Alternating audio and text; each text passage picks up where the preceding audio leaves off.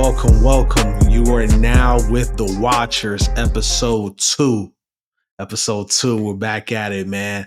I'm your host, Rod Dye, and I'm here with Rio Pope, man. What's going on? They call me Pope, man. Let's get it. Episode 2, The Watchers. calling Pope, Watch Rio, I Watch Dario. I mean, what you want? Yeah. don't know, Rod. What's going on? Man, what's going on, man? Just want to let it be known.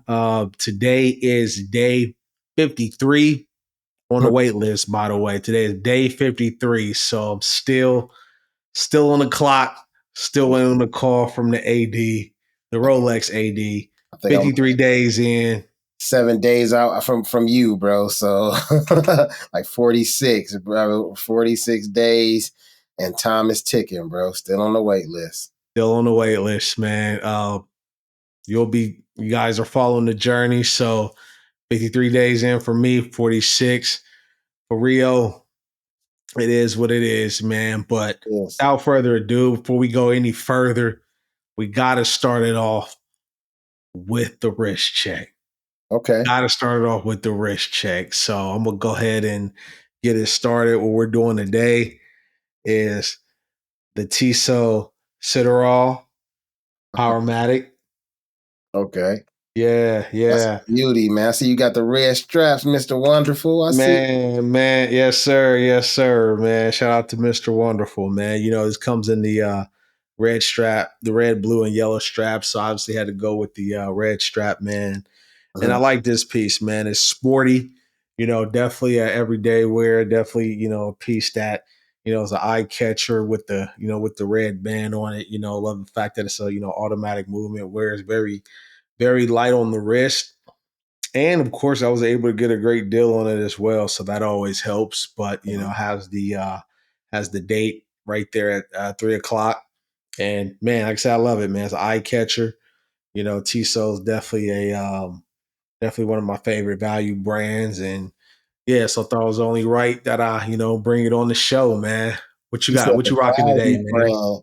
That sound like Yeah. instead of getting Fruit Loops, you getting Ringos at the Man, okay. yeah, that's hilarious. That's hilarious. Nah, this isn't like Fruit O's or anything like Yeah, that, man. It's yeah, definitely not that. When I say value brand, it's not gonna break the bank. yeah. So when I say Entry good luxury. value, man, It's an yeah, entry into Swiss watches, man. And to absolutely. piggyback off of that, I got on the Tissot as well today, man. And we didn't even talk to each other prior to, but Yeah. got on the Tissot PRX Yeah. here. Okay. And I think what I loved about this, I mean, we wanted to see what the hype was about, right? Yeah. I went with the navy dial here because I was really, really considering getting ice blue, Tiffany blue, if you will, Mhm. dial. But yeah, so I went with the PRX, man. I think this is like we're gonna talk about this later in the conversation, but it's one of the best watches you could get under $1,000, man. Like I think that and honestly, we had a conversation about this. I actually end up getting this on my birthday, going to Teddy. Teddy, what it, how do you pronounce his Eddie last? Bodasar, yeah. Yes, bro. Bro, Yeah. watching his videos and stuff. I'm from Cleveland. I was up visiting family on my birthday. I said I wanted to treat myself. I went in. They didn't have that ice blue dial, and I was kind of talking to their AD there, their salesman there, and you know, just being real, man. I thought the PRX, instead of going for the PRX 80, what is it? The Powermatic 80. Yeah. I end up going with this one just because for the value under $400, I could grab it, put it on anytime. I don't mind a course movement especially for a go anywhere, do anything watch that I don't have to set. And it's a little controversy about the Powermatic 80, man. To make it fit under their budget, man, it's a lot of plastic pieces in the rotors and stuff like that people Yeah. talk about. And if I was going to spend 800 to 1,000, knowing that I could get a Hamilton khaki or something like that that has quality mechanical automatic movements without all the plastic parts, man. If I'm just going for the look, I'm gonna get the cheapest version of it, and that's just how I went with the PRX. But I love it, bro. Yeah, no, that's a great watch. We'll definitely dive into that. As a matter of fact, and you've already got a great segue into it, man. So today we want to focus on, I mean, there's watch all over the price spectrum. You can, you can find a great watch, Yep. whether you have a, $100 budget to, you know, $100,000 plus budget. Woo! You can find a great timepiece in that spectrum. So we want to focus on that. So without further ado, we're going to start off with watches under $1,000. So if Okay, you had to get one timepiece, so if you had $1,000 and you had to get like one timepiece, what timepiece would you get and why? okay. I'll start it off. It's a toss up for me, man. Yeah, I've really been going back and forth with it because the reasons why I love timepieces, the reason why I love watches, the first thing was how it looks.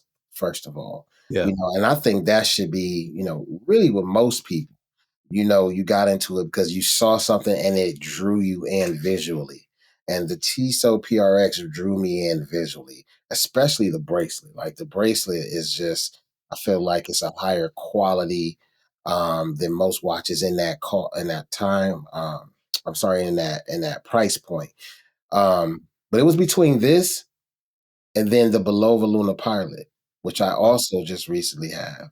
yeah. Oh, the reasons why I have them either of the two is because one, it deals directly with, it has heritage. It's the other moon's watch. It gives you another story than what Omega's been telling us for the last 40, 50 years.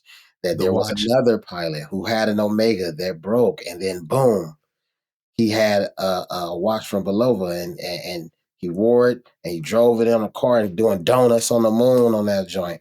It's no the gravity there. I don't know how he did it, but not that's only the watch what that made it, not only the watch that made it to the moon, the watch that worked on the it moon. worked on the moon. So that means a Let's lot start to me. there. So that worked on the moon. So that means a lot to me. So it's between, if I'm going for complication under 1,000, I'm going with the Beluga Lunar Pilot. If I'm going for just classic design, I'm going with the Tissot PRX. Man, those are all great choices, man. All great choices. And for me, I don't have just one. I have a few that can come to mind as well. And a couple of these are actually just going to be from, you know, this watches that I've actually purchased. So I would say for less than $1,000, like say if you have like 100, 200 bucks, I'll probably just go get a G Shock. Like I would get a G Shock now, even though I'm collecting. I'm kind of transitioning to more of the luxury watch space. Can't forget where you come from. Mm. Like I said, I would get a G Shock now. God Timeless tier. watch. You know what I mean? Like it gets the job done. Casio does what it's supposed to do. I'm surprised you didn't mention the Marlin, which I feel like is like an amazing value for what you get with it. I know it's on like that lower end, of like $500 or less, but I know that I know you have one and it's a great piece. I know, like I said, for me, if I had a couple $100, I'm going to grab a G Shock. We're talking about around $500. One watch I got is like yourself, the Ball of a Super Seville. Oh my gosh, like great piece, That's great value. Oh beautiful man, piece, man. great value. The one I have has the green dial, the date window at 3 o'clock. Wonderful piece. Precision is movement. So even though it's a quartz movement, still gives you that sweeping second hand on the piece. I know we both have the Bulba Marine Stars as well. I would say, as far as going back to like say value brands that when I say value brand, I'm referring to brands I'll say punch above their weight class Yeah. for what you get. You get a great, tremendous value for the price that you're paying. And then also too, I was going to say the Tissot PRX. I don't have a PRX. See, myself grabbing a PRX in the near future. I love it. I always call the Tissot PRX. I compare it to the Chrysler 300 when it came out about 20 years ago. And even though it's an affordable luxury car, it changed the game. Like, Yeah. even though there were much more expensive cars than the Chrysler 300C, it was the car that like swept all the awards. It was the car that got compared to the Phantom. If you all can recall the Cat Williams joke about, the Chrysler 300C and the Phantom, but it is like it's a watch that punches well above its weight class. As Rod Rio mentioned earlier, you can get it in a quartz version, you can get it an automatic version. It comes in a variety of colors, for your liking, and it's just, man, a great piece. And I would say like it's, man, for less than $1,000, like it looks. I mean, it compares to watches that are, two, three, four times its cost. So yeah, those are my three for sure, for sure. So Gotcha. if we're talking now, we're gonna move up. So like if we're talking between say like $1,000 and $5,000, like some watches that come to Yeah. mind. And I know that I'm gonna go ahead and kick this one off Yeah, for sure. because I know a brand that we both have an affinity for, and that's Christopher Ward.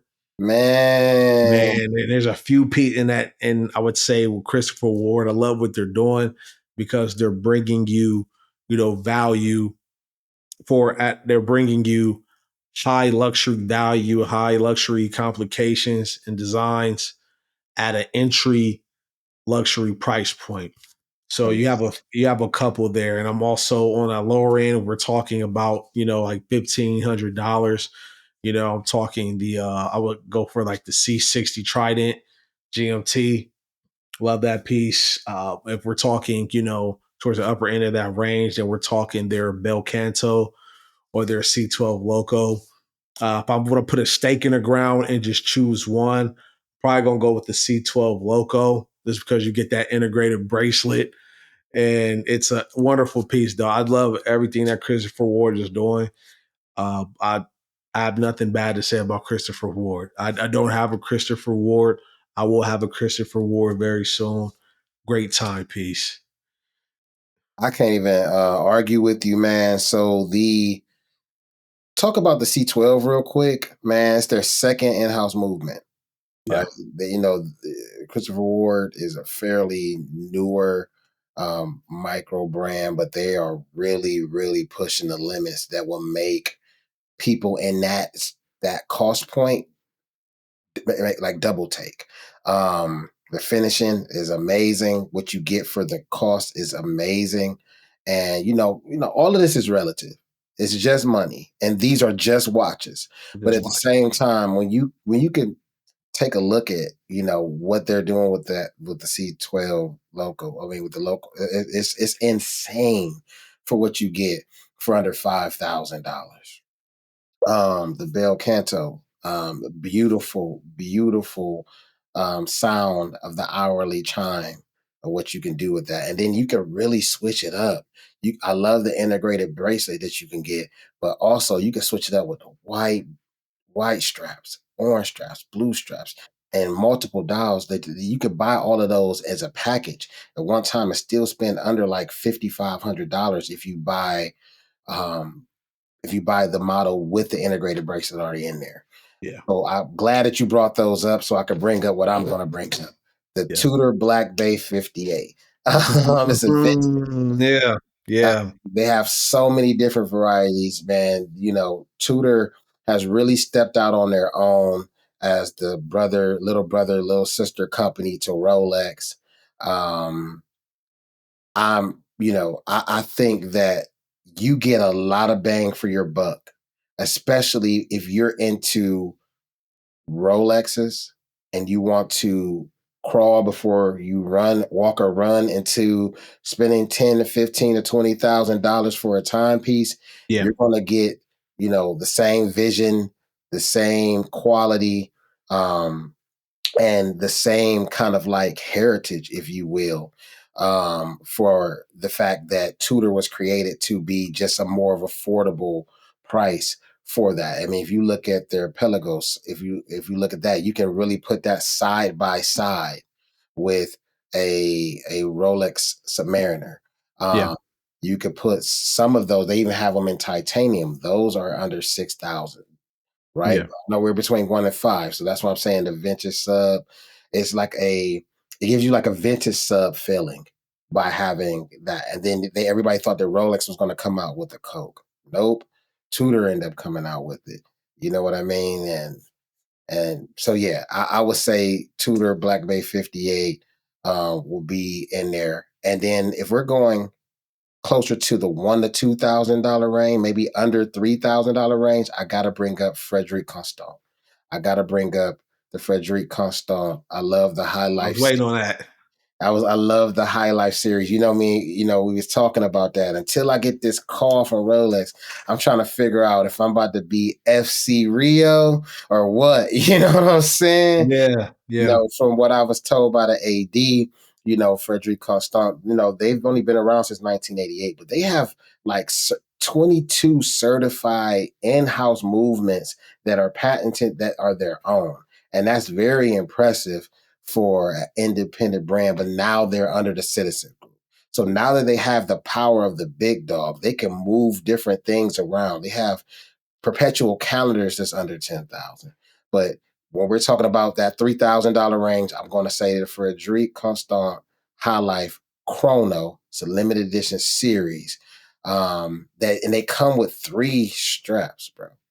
Yeah. 3 straps, bro. You get a integrated bracelet, you get a blue suede leather strap that looks amazing, and then you get a blue rubber strap. So you can make it, you could dress it up, you could dress it down. It's all incorporated in the cost point automatically.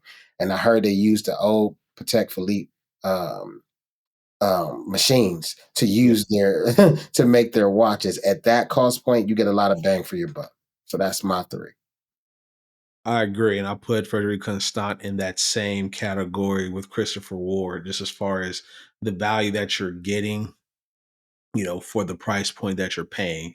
Like Yep. you said, I mean, perpetual calendar, their perpetual calendar is like $10,000, which is, I mean, perpetual calendars, like you really can't find one for most cases for like under 20,000, most cases under 30,000. So tremendous value there. I want to follow up on what you said about the Tudor Black Bay Chrono.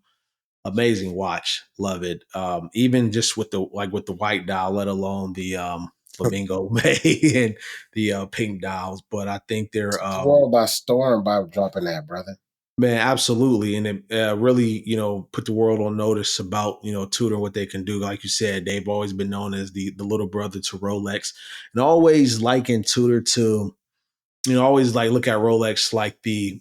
And I think we talked about this. I look at Rolex like the big brother who was like the popular star that went to the great university and that like made it on Wall Street or made it in corporate, and Tudor is the little brother that's a little rough around the edges but still has some of that same design language because they are the little brother to Tudor. So you'll have some pieces that resemble the Rolex, like the divers that like the Pep, they have their Pepsi version. They have their own root beer, diver as well. And it kind of looks like the Submariner from Rolex, but then they stepped out on their own with the Black Bay Chrono. And you mentioned the Pelagos as well. I like what Tudor's doing. I think that's a great value. And I don't think that I see why people say it's a poor man's Rolex, but I think with the Black Bay Chrono, I think they're getting away from that and standing on their own 2 feet, kind of using that big brother little brother analogy, stepping out of the shadows of big brother and forging their own path. And I mean, they're all with the Black Bay Chrono, I think it's a great you know a great entry point to do that for sure. We're not going to highlight here. I do want to just shout out, I mean, there's great pieces from like Longines and Oris as well, Oh but yeah. and so I definitely want to highlight them. But yeah, but as far as everything that we've said, Frederick Constant, Christopher Ward, Tudor, you can't go wrong there. Nope. You can't go wrong there. So the next level up is we're starting to creep up there in that luxury category now, that Yeah. $5,000 to $10,000 range. which is where we're getting to more so into like the mid tier luxury timepieces. And I'll let you go ahead and kick this off. So Okay. what comes to mind for you? If you're shopping in the $5,000 to $10,000 range, what would be top of mind for Think, you? yeah. So $5,000 to $10,000 range gets a little tricky Yeah, because you could be closer to five or you could be closer to 10, right? And I think that for me, depending on how you guys view your money, I think it's just all relative. But once I reach a certain amount, I'm going closer to 10 because I'm going to, you know what I mean? I'm going to try to see if like how close to 10 I could get without exceeding it. So I would say if we're going based off of MSRP, I probably would go with like a Rolex Submariner no date, which is around $9,200. I mean, that's if we ever get the call, right? I mean, if that's assuming if we get the let's call. say we Yeah, get the call, we know yeah, 75, yeah, 60 and 75% of Rolexes are purchased on the secondary market. But I mean, for the sake of the conversation, I will put that there with an asterisk, okay? Because I just think it's a design. I think it's a beautiful design. It's a daily wear. You could bang it up. You're gonna get it's a functional tool watch, even though it's a luxury watch, yeah, but you can wear it for 30, 40, 50 years. And the ones that came out in the 60s that were $250, they could still work just like the ones that are out right now in 2025. yeah. Get it engraved in the back and you can have it. Like, for example, I mean, you know, for example, that I think that'd be a great watch to get the years of your children, their birth years to pass on to them because it's you have little babies. You know what I'm saying? And you could probably get those at a very, very good price. And I know a lot of people do that with Submariners. I will also say the Cartier Santos would be one. It's the first, yeah. They have the history there. Cartier named it after his good friend who was a pilot who said he needed a watch, um, while he was traveling. So it's technically the first pilot watch. It's the first wristwatch. And when you look at it from that standpoint, it's just a timeless design, super polished. You could dress it up, you could dress it down. I think it's awesome. And then if we're going with heritage, I'm going to say the Omega Speedmaster Professional. That's iconic. And I still gonna stand by the Below the Lunar Pilot. I'm still gonna stand by it. But I think one thing that Omega have done is they told that story better than anybody else can tell a story about a watch as far as being iconic. So those would be the three that I would have in that $5,000 to $10,000 price range. Man, solid picks. Solid picks. First off, I'm gonna just go ahead and just put the disclaimer out there. Any of these categories that you could pick up a Rolex, they just go there by default. I so between five and so let me just go ahead and say that there. That's like I feel like going that route. That's like in the fashion world. That's just like it's like wearing polo, like Ralph. Like It's it's good, just it's like by default. Like it's good. yeah, like it's polo. Like you It can throw a Chris reads Polo on. yeah, it reads Yeah, like you throw Chris Polo on at all times, man. Like it's never going to be out of style. Like it's always going to be cool. But like I said, sub no date.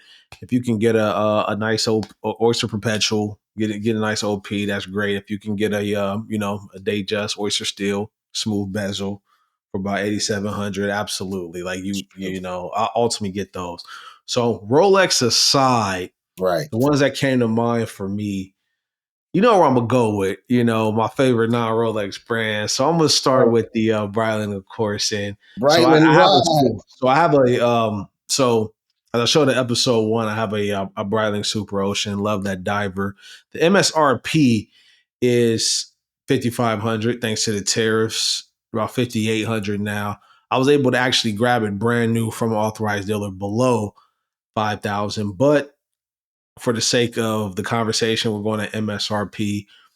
Definitely the Super Ocean, and also the Navitimer as well. Great classic piece. We're going to talk about what make pieces iconic later on the episode, but I would definitely say that not the Navitimer as well. I mean, from the classic black dial to the ice blue dial to the copper dial. I mean, they have so many different variations of it. Shout out to the Navitimer. Love that piece.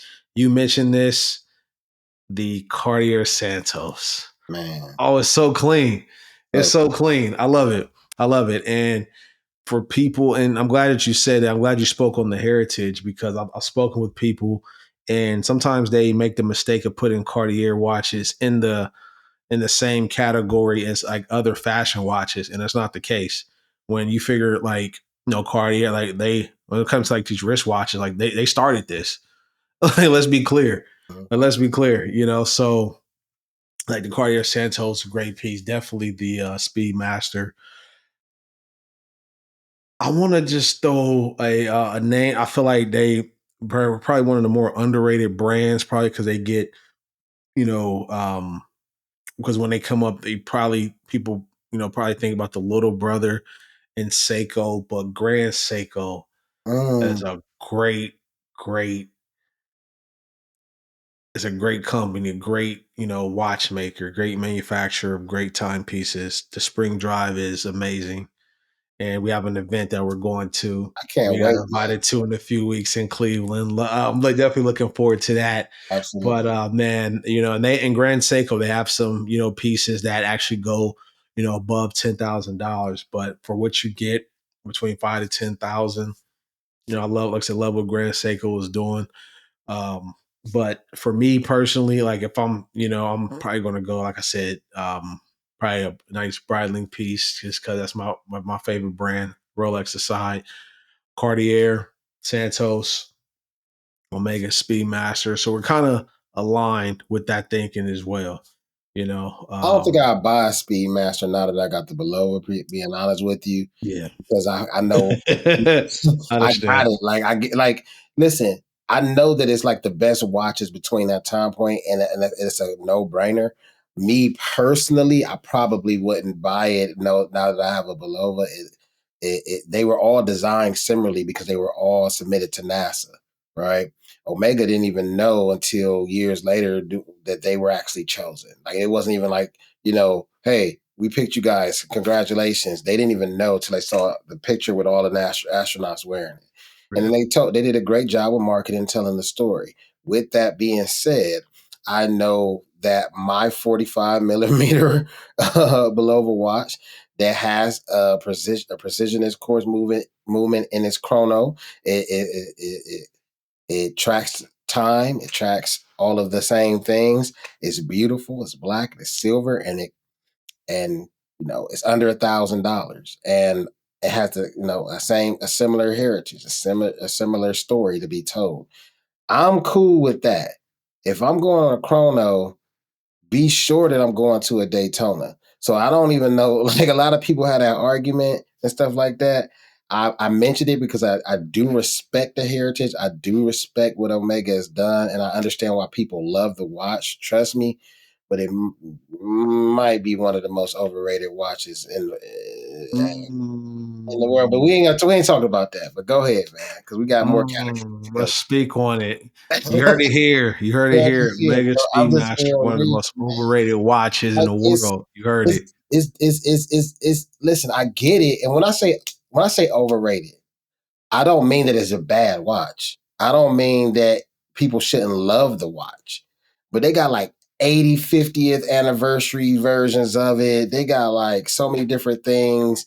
They got the Snoopy, which not I like the Snoopy, but they got the panda. They got so many different variations of it. They try to tell the same story different ways. This limited edition, that limited edition. I get it, bro. Like I get it. I got it, bro. Like but it's just so crazy. You could get some for 5,000. You get some for 9,000.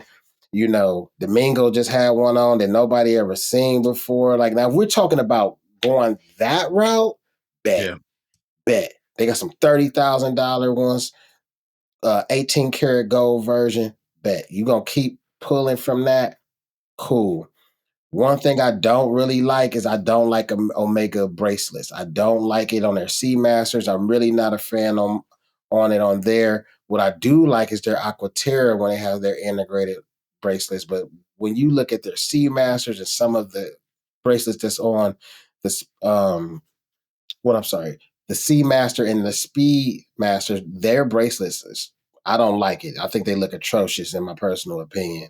When we're talking about visually looking at them, it's like from the 1980s or the 1990s. They look terrible, man. But I get it. I think they are where they need to be, but I just think people put too much stock into it. And then when they start comparing, they're like, oh, this is better than this. This is better than that. I'm like, yo, I don't think it visually looked better than the Daytona. I don't think it visually looked better than the Zenith El Primero. I really don't. And there's a few more chronos that visually look better than I gotta disagree with you. I respect your that. opinion, man. That Speedmaster Professional white dial that is very clean, man. It's very clean. I like I said that's your perspective though. That's your opinion. I definitely, like I said, I definitely respect it. It's clean, man. It's clean. But like I said, that's your perspective. Everybody can't wear 45 millimeters on their wrist. They try to force it. Like it's just because they want to say they got a speedy on. I think that's low key crazy, man. That's low key crazy. Man. Nah, that Speed Mask is definitely clean. Like I said, it's your perspective. It just like some people think that, like Brylands are overrated, which is totally fine. Your preference is your preference. And I will call you to go in on them, bro, Man, because they got a whole lineup. I think their lineup is the craziest lineup. I don't agree with how much they cost, but I think visually, if I'm just saying, yo, you got a heritage name and you're just looking at these watches, those are crazy. yeah. They are And you think crazy. that cost if they were able to if they were able to, improve their supply chain operations, I think it could justify the cost because they could, you know, by improving their supply chain, they could ultimately enhance the resale value of it, or just Mhm. it'll just enhance the value on the secondary market in general. Whether it's the like resale value, whether it's the the cost to get it secondhand and all that. But anyway, it's good. Now you got me thinking. Before we go to beyond 10,000, now you got me thinking about as far as like what is the most like overrated watch. And I was sitting there thinking Mhm. wasn't even prepared to actually touch on this episode, but shoot, now that you My got me bad, thinking man. about it. No, you're good. You're good. I'm There, thinking. and it just couldn't help it. Like I just think it's dope, Yeah, but like all of this, I don't know. yeah. No, and so I think that I know that before I know initially I said I wasn't too high on the I don't say I wasn't too high on the Landor, like I didn't see like all the hype or wasn't into it as much as I get it. And I don't think it's the most overrated watch after all. I'm Man. just gonna go with the most overrated brand. Honestly, I just think it's Tag Heuer. Like Yo, don't yo. I don't like it. I don't see it. People love it, but I just don't get it. It's like what they said about like Luther's curl. It just doesn't quite It don't quite. it doesn't quite, I just don't get it. Like I do not get like I've seen it's a couple of careers that I thought would be cool. the Monaco's nice, but as a brand, like I just don't get it. Like I understand the idea I behind the like Formula split. One racing, And yeah, yeah. but like what I see with the with the Monaco, and then for example, I want to shout out a micro brand here. We both seen like the Deep in Sale watch and like their offering, like it's like a fraction of the price of the Monaco. Is like I would just go with the micro brand here. I get it; they're highly reputable. I just for me, the tag just doesn't really do it for me. That line that they released at Watch and Wonders, I know it was I felt like a lot of the influencers were influenced. Right. if you mean like they were invited, they got to sit down. You know, they had crash scenes, they had cars everywhere, and I respect that they spent 170, 180 million to to be the official time for Formula One.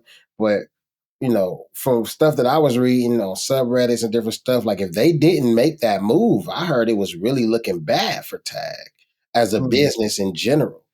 yeah. So I understand making that stake. But when they came out with those lines and it got the red, the yellows, the whites, all those different color combinations, I'm like, it made me say, like, okay, so you made a bunch of plastic watches that kind of look like G Shocks, and I really still prefer the G Shock.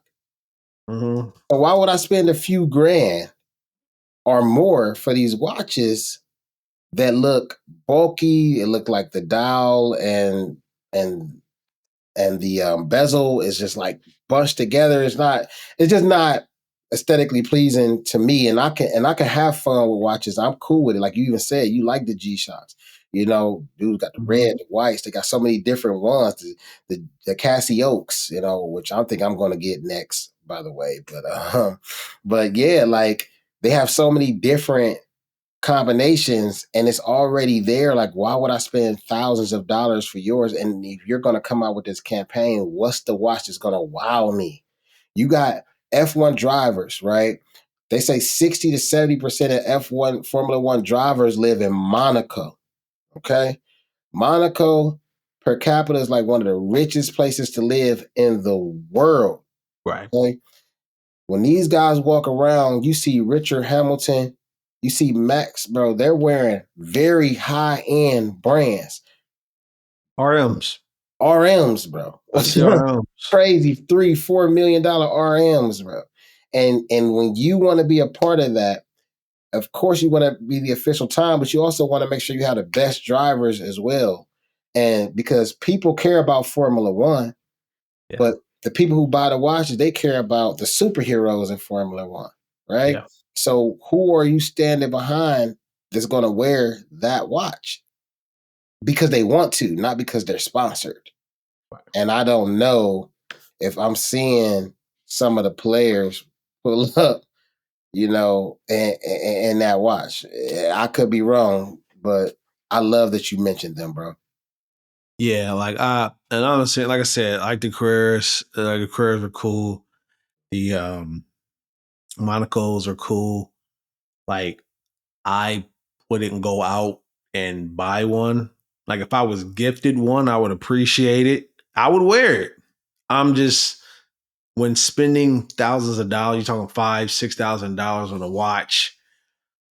Probably gonna. I'm not even probably. I'm going to buy the brands that I mentioned. I'm going to buy the brands that you mentioned, or maybe double up. If I had $6,000 instead of buying a Tag Heuer, I'd probably double up on some of the lower tier brands. Like instead of buying one tag, I might go get a Christopher Ward and a Frederick Constein.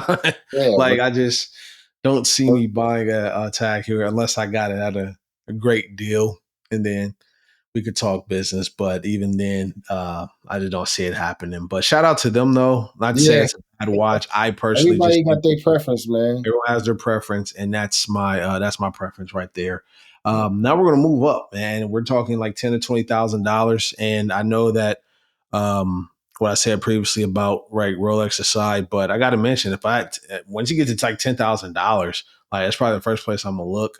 Obviously, I'm still waiting on the call, but at this point we're going. I mean, at this point, date just, Mhm. I'm going 41 millimeter date just. Love the. I mean, we're talking fluted Jubilee bezel. You know, either white gold, two tone, either way. You know, like both, What like color? both. They all fall on that point as far as the dial. But honestly, I mean, my favorite dial obviously is the green dial. Love that green dial. If I had to pick one, definitely definitely going with the green dial. White gold, green dial. Like I said, two tone white dial is great as well. Can't go wrong with the Wimbledon dial either. I mean, it's just you really can't miss with the date just period any variation. It's really your preference. And the way it's set up now, it's your preference. especially if you're buying on the like secondary market because you can get exactly what you want. It's your preference, but it's also what's available. what they, what's that? The way it's set up is like what they tell you that you can get because you can have your preference for, you know, a two tone, Wimbledon dial, but if you get the call from the AD that they have a white gold blue dial in or a white gold with a white dial or slate dial, you're probably just gonna go pick it up nine That's times just out of ten. crazy though, man. Nine That's times out of crazy. It's 10. our money. It's It's our money. our It's money. crazy. It's like it's our money, and it's like they're telling you when you can spend your money with them. It's just it's crazy the way they got the marketing is great. Like it's I mean great amazing marketing and like I've never been in a situation where it's like 53 days like I've been waiting 53 days to spend my money with you and it's crazy.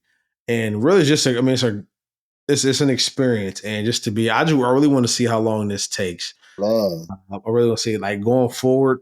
More than likely, I'll probably just go to the gray market if I want another Rolex.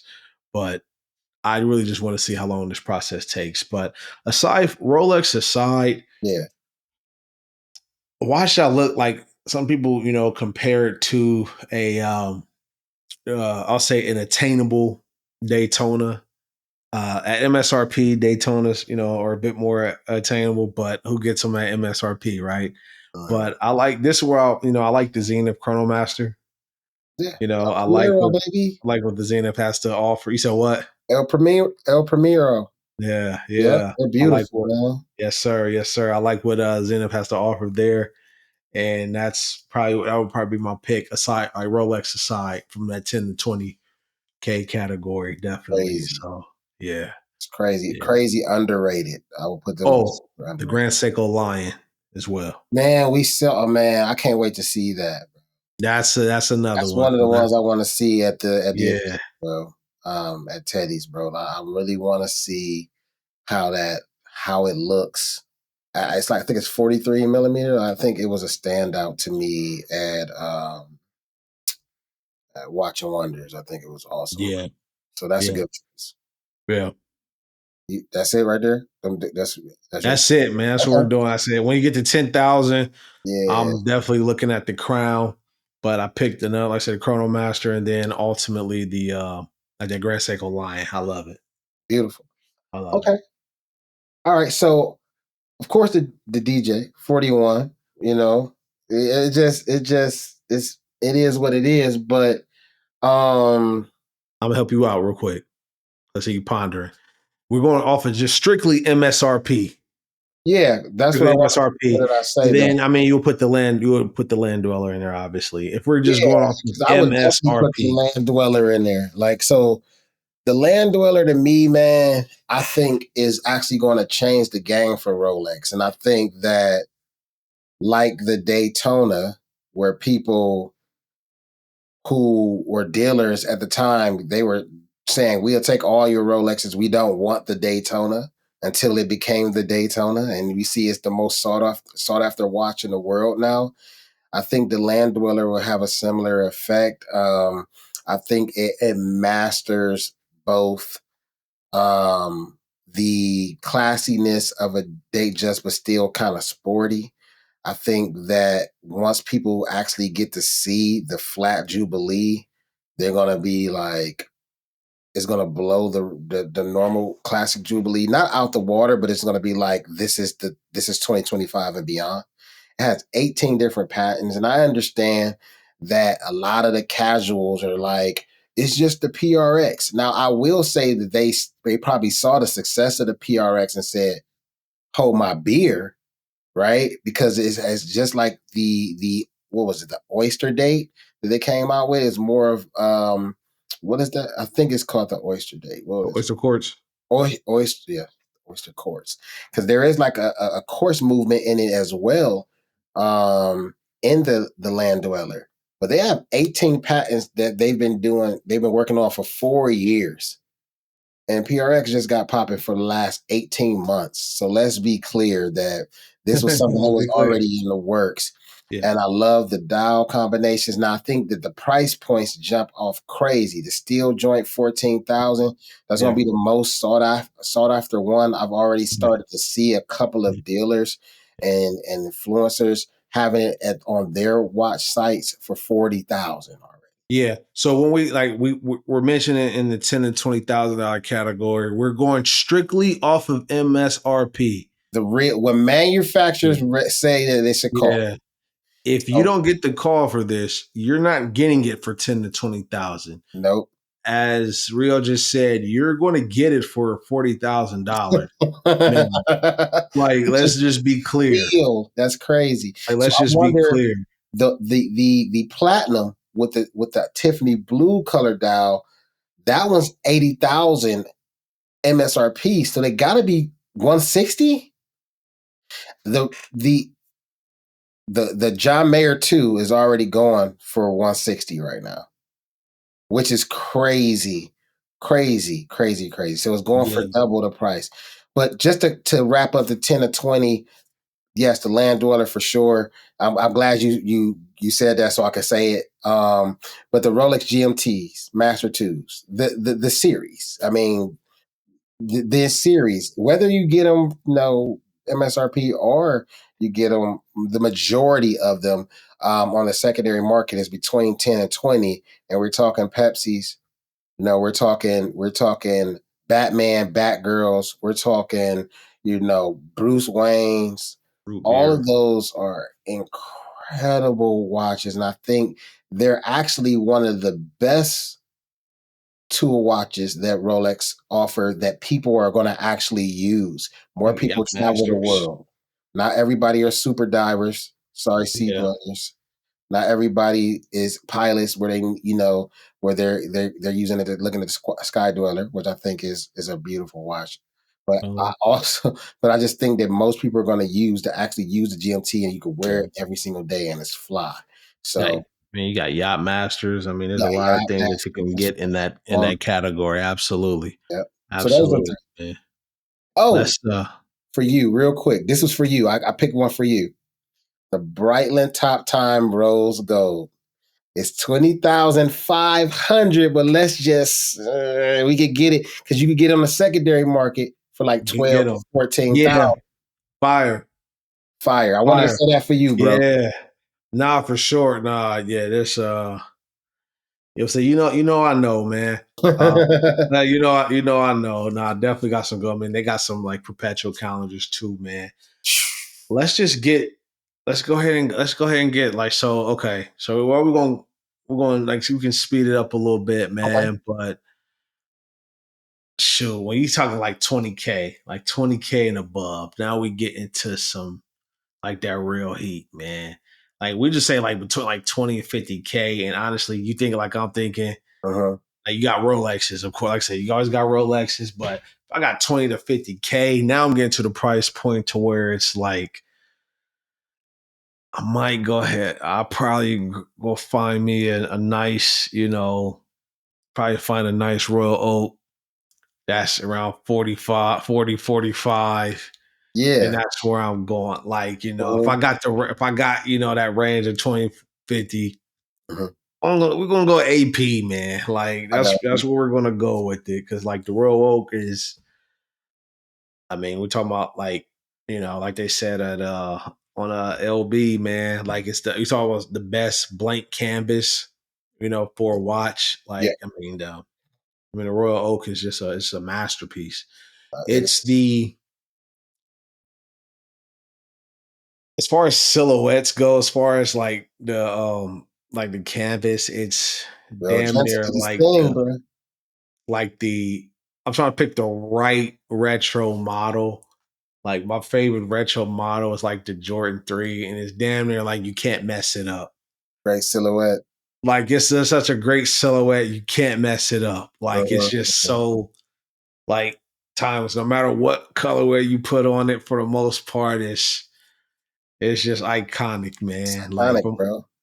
Yeah, So AP Royal Oak. like a Royal Oak. Yeah, yeah. See, yeah, it's so many, bro. What else you got? Or is that the one that you for sure you picking?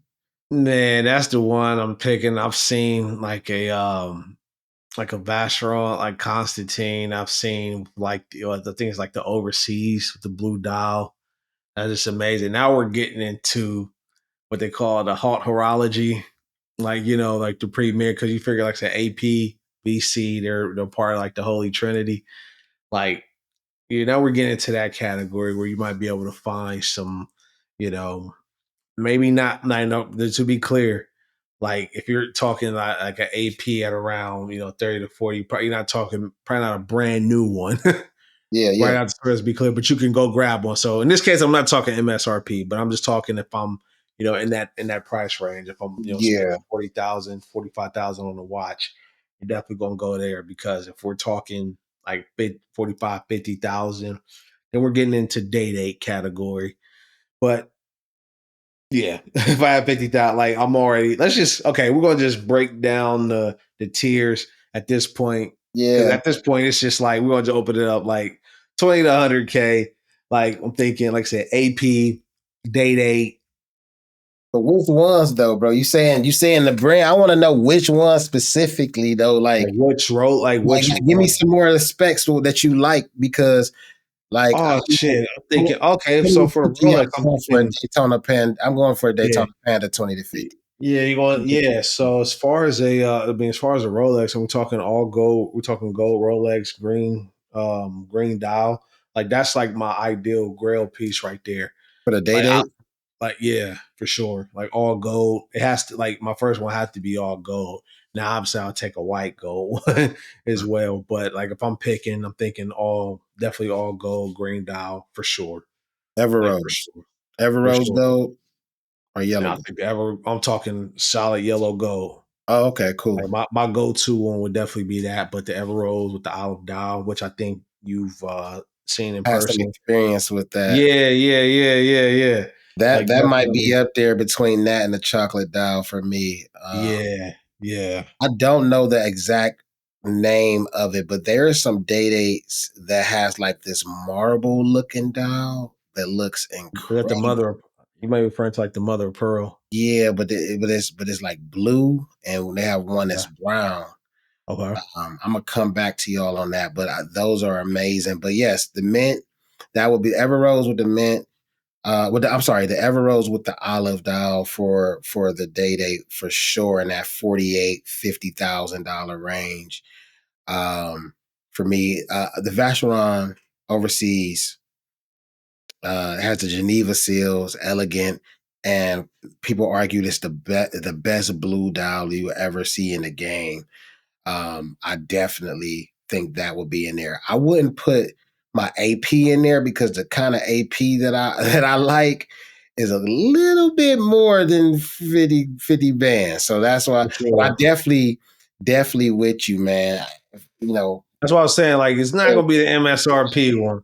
Yeah. MSRP, I'm thinking MSRP. Um, if I'm going MSRP, I'm going between like the 50 to 100,000, the AP Royal Oak open work. That's why I just went ahead and Yeah, I yeah, think to 100,000 here, yeah. man. Let's just go Like to a just 100,000, do bro. it The this hundred straight. thousand. Like an Kentucky MSRP. Nautilus, Yeah. bro. The Nautilus. Tiffany, I yeah, gotta get the Tiffany Nautilus, bro. Nautilus there, Tiffany Blue Daytona. Oh my god, bro. It's gotta Like be it's because yeah, beautiful. you can get a Tiffany Blue Daytona. You can get a Tiffany Blue presidential Rolex, bro, for like 90 bands. You know what I'm Mhm, saying? Like it's on the second mhm. market, that is, it's some amazing pieces, bro. The Rolex Date 8 Platinum Tiffany Blue is about $90,000. It's crazy. This 90 is bands. yeah. This is the real one now. So now we just gonna just go like ultra high luxury, $100,000 and above. We're talking grails, 6-figure watches, no cap. Ooh, Like what come like what's top of mind for you, man? I think you know where I'm gonna go I with know where it. you're going. Yeah, man. I'm gonna say a couple and then I'm gonna leave it alone because I really am interested in hearing yours. But AP Royal Oak, Perpetual. but it's a Yeah. skeleton, and it's going to be black ceramic. We talk about 400,000 or 500,000, bro, for that watch. It's Hmm. black ceramic, royal oak. It has the perpetual calendar, and it's a skeleton, so you can see through it. You can see all the work inside of it. It's just an amazing piece, and it's not an easy piece to get, especially in black ceramic. MBNF LM Perpetual. It's like avant-garde meets classical. It's really dope if you ever seen it. Like, I think what MBNF is doing is like amazing. I love how they do the draw, and you can win a ticket, and a certain few people can actually have them. And then for me, the Richard Mille RM11. Got the rose gold. It has to do with racing. It's a nice size. Yes, there's newer models. Yes, there's Bubba Watsons. Yes, there's some that's all sapphire like Jay-Z have worn before. Crazy, crazy RMs. But for some reason, that one I love the fact how you could interchange everything with it. And I just when I first saw that one made me say, okay, I see what Richard Mille is doing. So those are my 3 over 100. They're not my grills per se, Yeah. but those are 3 over 100 that I say I think I hit all spectrums with.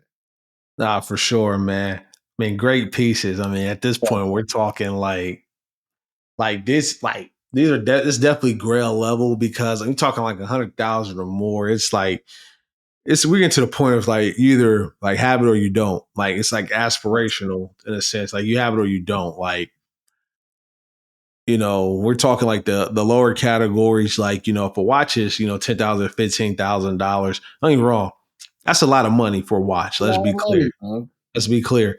But for $10,000, I mean, you can save up for a $10,000 watch. You can save up for a $15,000 watch. You're not really saving up for a $200,000 watch. Like you Nope. either have it or you don't. You can technically save up for it, but like If you got to save up for it at that point, there's other things you probably should be doing with that correct. That's well said. Well said. With that being said, money. at that level, man, I ain't gonna lie. I grew up in born in the let's say born in the late '80s, grew up through the '90s, through the 2000s. I seen it. I know what it represents, man. If I got six figures, I ain't gonna lie, man. I'm gonna go holler at Jacob, man. Like I'm gonna go holler at Jacob, man. There's a watch that and it's not even his most expensive watch. Like I know they got the astronomy. I know they astronomy. Sorry, I know they got the astronomia. I know they got the like the billionaire watch and all that. All those watches are, cool. I'm not gonna lie, I love the casino watch. Like I think it's a Yeah.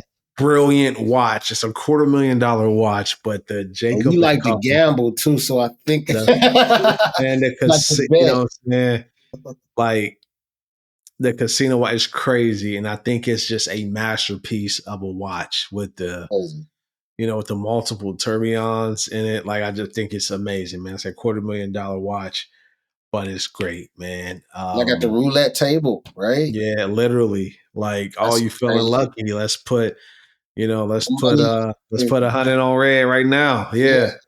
Yeah. Yeah. You So start no, paying money, start winning some bets to get your money back for the market. man, you hear me? Yeah. So the Jacob the casino watch is amazing, man. There's a for 215,000, there's a Richard Mille flyback chronograph, rose gold. Crazy. 18 karat rose gold. It's amazing, man. I think that's definitely a grail for me. And then I'll say there's a watch that I came across that I feel like doesn't get that's in that realm that doesn't get as much I'll say hype or attention, but it's like those who know. Yeah. And it's a Purnell Escape 2 rose gold, $455,000. Mm. Crazy. Like now we're talking like, we're getting into like the highest of, luxury watchmaking. You're But right. we're just talking Yeah. about like, yeah. But then, I mean, at this price point, I mean, there's we're talking $100,000 plus. I mean, there's so many great watches. Like I said, there's Grand Patek Philippe, Grand Complications. We got FP Journes, which I know we've talked about a lot as well. I mean, there's so many timepieces, man. But like if I had to pick one, Respectfully, Sky Moon Tourbillon is one of my grail watches, man. yeah, It's World Timer's beautiful great. engravings on there. It comes with the cuff links on there. The box is like 15,000. I think the Sky Moon Tourbillon is going somewhere between $6 to $7 million. Yeah. The Patek Philippe 5374 300. That's the chimes, that's the perpetual calendar, and then it also have the factory set diamonds that go on around it. If I have to pick a watch, it's a Grail watch with some diamonds on there. And then if I'm really going crazy on the diamonds, bro, I'm just going to Jacob and Company Billionaire. It's going crazy.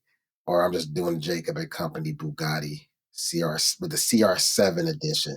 The one that Cristiano Ronaldo has, man. It has a tourbillon engine block with so many diamonds. It's going crazy. Those are my grails.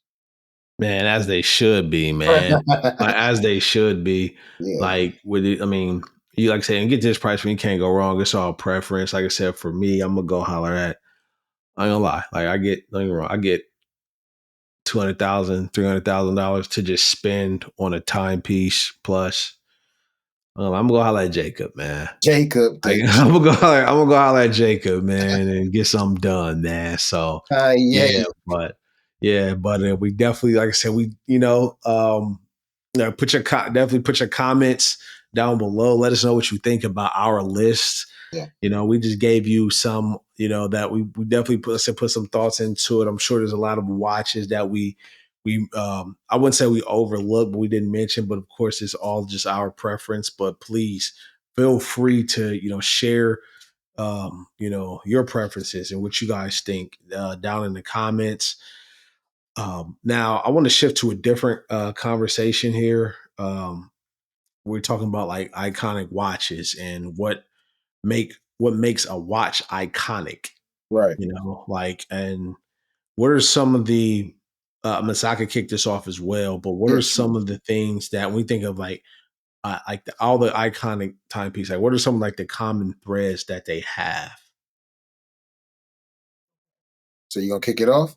I can go ahead and go to. So when I think of iconic watches, I mean, there's like, watches are iconic for different reasons. So I think of like historical significance. So when we talk about the Omega Speedmaster, being dubbed the Moon Watch. When you talk about the Bulova, the lunar pilot, and its story of making it, of also being a moon watch and actually working on the moon. Right. When so like watches that have historical significance, like for example, like Paul Newman Daytona. We talk about the President's Watch, and you're talking about the Rolex Day Date. Those things have historical significance, and I think that makes what that's one factor that makes a watch iconic. For and also too, we think about watches that I feel like that are game changers. So I know you disagree with me on this, but I heard influencers say that this watch is is a top 10 watch just because of what it's done to the watch game. I think Roman had mentioned it on I think it was like Patrick Bet David's podcast, but the Jacob 5 time zones, like it was like the watch that like in the 2000s, like we grew up, like I know we grew up on that, and it literally put Jacob on the map. I know we can get into him exploiting hip hop culture and all that, but they all exploit hip hop culture at the end of the Yeah. day. But I think like that's an iconic watch. I think that's what made ultimately make Jacob iconic. But also too, the think about like I said, the like the place that the watch plays in pop culture. So like Hublot, for example. You know what I mean? Like I think that um, obviously Jay Z put like Hugh Blow on the map. You think about like Floyd Mayweather rocking like Hugh Blow in the ring when he didn't have any other endorsements on. He had like the Hugh Blow going across his going across his trunks. So you think about like the historical like placement of that, when you think about that, like that makes it iconic. And you also think about, when like watches that are, I'll say that inspire other watches. If you watches that are often copied. Mhm. So we're talking about like the Submariner, right? They Yeah, call it the most copied watch in the world, yeah, which even though it wasn't the first dive watch, yeah. when you think of diver, you're thinking about subs first. Period. And I don't want to take your point, but I know we were talking offline and you had mentioned like some people just call dive watches subs.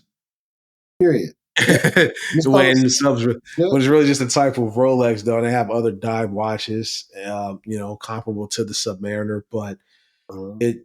it's an icon. And also one last thing, when you talk about a brand, the watches that like transcend the brand are the ones that first come to mind for the brand. So you talk about Rolex, you're talking about the Day-Day, you talk about the Daytona, you talk about the Submariner. Those are probably the three that come to mind first when you talk about Rolex. I mean, you can get in there and talk about, you can mention like Sky Dweller and all that, but when you say Rolex, you're probably thinking Day-Day, you're probably thinking Daytona, Mhm. and Agree. you know, and you're probably thinking Submariner. Like, for example, like Breitling, I'll say the Navitimer is probably their iconic timepiece. They actually call it the icon. When you're, talking about Omega, you're talking about the Speedmaster. Like it's an iconic watch. It's the first watch that comes to mind, when you think about the brand. I agree. So yeah. So to sum it up, I'll say like I said, it's place in historical, relevance, like its place in pop culture, how often it's copied, and then ultimately when you talk about a brand, like the first watch that comes to mind when you think of that brand, those are all things that I feel like make it iconic. And then I'll say lastly, well, this kind of really goes into its place in pop culture because I mean we talk about like Richard Mille and its place and how they're becoming iconic right before our eyes, but they hold a place in pop culture now because I would say it's definitely the like I said, I know I said I want to go to Jacob, but definitely Richard Mille is probably the most recognizable ultra luxury brand like at this moment. And like I said this before, they have the Holy Trinity, which is AP, Vacheron Constantine, Patek Philippe. I know I would add on, like I said, the Fantastic Four. Like we add Rolex onto that, and you make the Fab Five by rounding those four out with Richard Mille. So your Fab Five: Patek That's Philippe, AP, Vacheron Constantine, Rolex, Richard Mille. That's your Fab Five of horology. So that's crazy. That's that's yeah. that's dope. Um, yeah. So first of all, I agree everything that you said, man. You made really good points, and I know we've talked about this a lot before. And with the Jacob watch, like you were talking about, like was the five time zones? Is that what it's called? So like, I think that there should be like, okay, so like just differentiating legendary and iconic, right? Mhm. When I look at legendary, I think those are legendary moments. And when I think of a legend, it's like if you say, Diana Ross is a legend, or if you say Dr. J is a legend, or if you say they were great at the time that they were great, Yeah. right? So that watch in that moment was dope at the time it was dope. And when I think of iconic, I think of something that stands the test of time, like a sub, technically a Speedmaster, like a Daytona, like a Royal Oak that came out 20, 30, 40, 50, 60, 70, 80 years ago. And they just basically made tweaks to the same original design that people still love and wear today. And that's when I think about heritage. I think about, you know, um, the people attached to it. We got the book, A Man and His Watch. Like those are literally stories of historical moments from historical people that has tied and made said watch what it was. We literally went back and said, isn't it amazing that, now in time we could say Rory McIlmore was wearing the Snoopy Speedy, right? When he finally won his Masters, right? Roy McIlroy. Exactly. Called him Roy McLemore. I mean McIlroy, Raphael. I said McLemore, McIlroy, and I like golf too. That's crazy. Roy McIlroy. I said McLemore. That's crazy. But Rory McIlroy literally won. But this is where it changes though. It pivots. He was wearing that watch, but he's also endorsed by them. When Paul Newman wasn't endorsed by Rolex. Right. You understand what I'm saying? Like I think those are where the corners may turn, and they're going to say this is the watch he had on, but he also are sponsored by them, right? Right. That like so. Is it the same? Is it going to be the same story when we said that Andretti wore the Tag Heuer monocle watch, or are we going to say it's the same story that James Bond was wearing said Omega watch, the Seamaster, right? Like, are we gonna? Is it the same? Because it's one thing to pay for placement, and then also media wasn't as in tune to say, "Hey, Omega paid for James Bond to wear this watch." People wore it, and they saw it, and they like, "Okay, this is a James Bond watch, right?" But now we know these things. They're doing ads. Tom Brady's doing ads. You know what I'm saying? Federer's doing ads, and it's a little bit different that we know that they're paid to do this. We even mentioned Brad Pitt paid to do ads, but you keep finding them in other watches when he's just out in the wild. But yes, iconic heritage, design, innovation, versatility. Can I wear this with sweats? Can I wear this to a suit? Yeah. The cultural status, music, hip hop, for sure. But movies, what celebrities are wearing said watch. Mark Wahlberg has a major effect on what people are wearing on said watch. Jay-Z, Tom Brady now, what they're wearing has a major effect because they're known for their timepieces. Now influencers are moving into that space as well. But to me, for a watch to be iconic, it's like that watch made you feel something before you even knew what it was and what it did. And the presidential, before I even knew what it was, why is a Prezi, why is a day date, made me feel this way before I knew what it was and what it did. I saw Kanye wearing the AP, and before I even loved Kanye music, I'm like, yo, what's that watch he got on? Rose gold. Looks crazy. I've never seen it before. That's not a Rolex. So those would make it iconic to me. I have a recent one, and I don't know if it'll reach that status. And I should have put this. This might go above all of them. It's still Jacob and Company. It's the watch, and he might have got paid to endorse it. And you're right. The one, especially in this age, we're in like the age of like paid sponsorships, and like it hits harder when someone's wearing something like in passing or they're not being paid. It's like, oh, he had this on when he did this. But one thing I know is that when Tom Brady called the Super Bowl, he had on the Jacob and Company caviar tourbillon, Crazy and watch, bro. it should. Didn't they say like it shut down? Like it just took over like social media. Like it was just like people were googling like, what watch does he have on? I took a picture of it and sent it to you actually ASAP. Like, what's on? Like, what Tom Brady got on his wrist?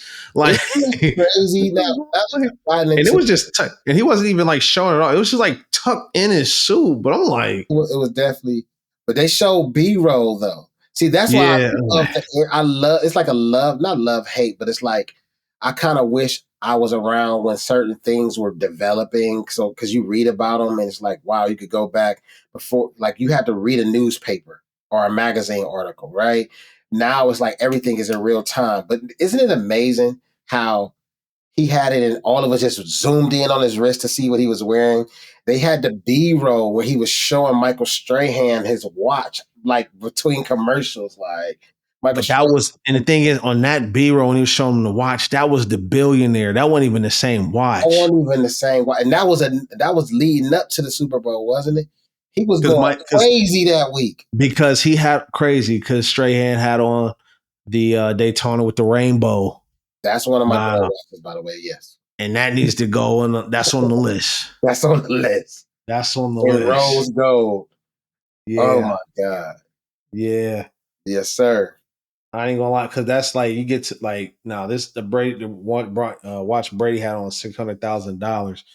Can't lie, if I got to that point, I can't lie, like that would be the watch. Like man, it's the watch Brady had on. Like that's just what it is. What it is, If bro. I see like just what it is to watch Brady had on. Yep. Crazy, Insane, bro. crazy, man, crazy, insane, man. It's Oh some of man, the like Year the Dragon, Richard Mills with like the dragon flag that Jay Z's had. Jay Z got Paul Newman's that Paul Newman that even had correct, Paul correct. Newton Daytona's That's and like the that's like Pateks the were crazy.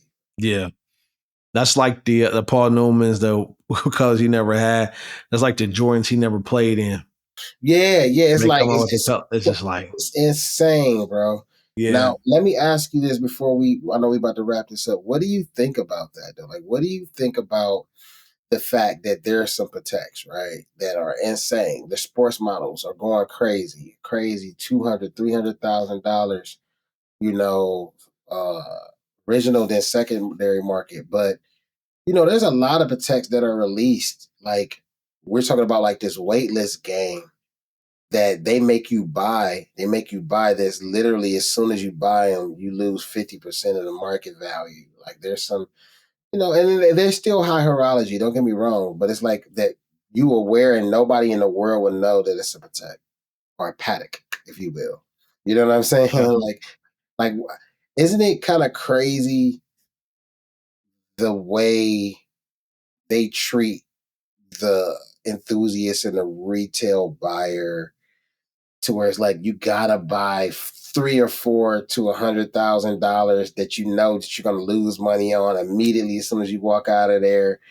That might be neat complications, but people when they see it don't know what it is, and just to get the ones that you really, really, really want, it like how do you feel about that, man? I think it's crazy to be honest with you. And that's when you talk about like this wait list thing. I think it's crazy. And I feel like people should never spend money on things that they don't want. Period. Period. Because at the end of the day, we have as a consumer, we have the power, like we have the money. Yeah. And because it's like if you're going to buy things that you don't want to hopefully get the call, you might as well just go buy it on the gray market because it's going to add up to the same value. Maybe that's why they're doing it as well because they know what it costs on the gray market. So it's like, well, we can kind of reap that same reward indirectly by making them buy other pieces that add up to this. Mm, So, that's a very like, good point because they know, you know, and I think that there's a yin and yang to it. So like I agree 100%. But the first point you made, like don't buy nothing that you don't necessarily want. Don't spend your money because at the end of the day, this game is a dangerous game. And people ask about watches. They're not really investments. You invest in a time. You invest. There are some watches that if you buy, hey, they are going for more. Whether it's limited edition, whether it's correct. these things, but just because their price is higher, like I don't think Yeah. anybody should pay double for a watch. Like paying No, double it's is real. insane. It's It's crazy whether it's a gray market and you can get it immediately or not. 40,000 for a watch that Rolex is saying that should be 14,500, $15,000. It's insane. It's the same steel. It's the same everything set up, white gold, fluted bezel, whatever. That's just insane. Just to say you had it first, that's a flex situation. But Yeah. if we stand firm as the consumers, look at what was happening with Ferrari. Ferrari was doing the same thing. The prices were two, three, $400,000 over MSRP. They were making people buy other Ferraris before they got into the V10s and the V12 Ferraris, and and now Ferrari's having to backpedal and they're reaching out and calling people saying, "Hey, do you want this SF90?" And if you know anything about cars, that's just like saying if that's like Rolex calling you or Patek calling you and say, "Hey, I know you're new to this. Let's go ahead and get you this Nautilus off the rip." But what's happening is people are not buying into the games. People are not spending that extra money. The secondary market is kind of like, "Hey, what is going on?" If people stop buying things just to buy them so they can get what they want, then everybody in the market will be cool to just get the watches that they want because they earned the money that they supposed to earn. Now, if there's limited editions and you're a special group, you spend certain money, okay, I think you should get special edition watches. If Rolex is making 1.3 million watches, you should get the call. Like, there shouldn't even be a call. Like, because you see what I'm saying? Like, unless it's like a special edition Pepsi that they made for all the Apple employees that's made for this, that, and the third, because you're in this group, you're gonna spend X amount of money for it because you're in this small group. That's where it's limited edition. But it's not a limited edition Rolexes when they're making 1.3 million of them. And here we are at day 58 and 46 trying to figure out when are we getting the call. So that's my I'm off my soapbox, bro. It's insane. It's insane. It's just insane. And like you say, like, we're the consumer. We have the power. And like if we collectively exercised it, then all these shenanigans would just go away. But I don't know. We'll see. They say that that the luxury watch market, like the Rolex, with these changes happening with like tariffs, and then as far as like these changes that Rolex is making, that these wait list games should end, but haven't seen it yet. So Yeah, we'll see. It's just I don't know. It's just frustrating, especially when it's there. Now, mind you, I went to an AD, tried to watch on, and literally just said like, I can't sell you this watch. that's crazy. Like, I just can't sell you this watch today, and it's just it's crazy. Have the money ready to go. It's just like, all right, well, but there's so many other watches, and we'll see. Time We'll will see. tell, I guess. Time will tell. Absolutely, man. That's a catchy name, by the way. I Time will like it. tell. Yeah. Yeah, yeah, Something to think about. yeah. Something to think about, man. But man, I thank y'all for thank y'all for joining us, man. It's been a great conversation about various watches that you could get, at various price points. It's man, hope you guys enjoyed the show. Once again, please leave your comments down below. Man, please like, follow, subscribe, share, all that great stuff, man. And man, until next time, until episode 3, we'll see you guys next episode. Rod Dye, watch Rio the Pope. Let's go, Catch you baby. episode 3. Let's go, baby.